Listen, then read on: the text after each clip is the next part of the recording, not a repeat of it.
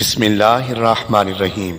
جو شخص چاہے کہ مرتے دم تک اس کے تمام اعضاء درست اور سلامت رہیں تو اسے چاہیے کہ وہ اس آیت مبارکہ کو روزانہ 3 مرتبہ پڑھ کر اپنے اوپر دم کر لیا کرے۔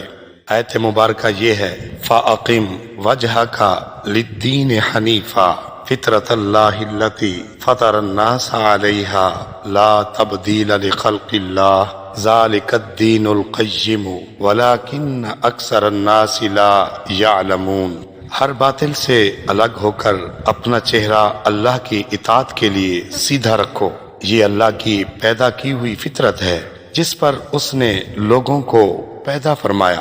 اللہ کے بنائے ہوئے میں تبدیلی نہ کرنا، یہی سیدھا دین ہے، مگر بہت سے لوگ نہیں جانتے۔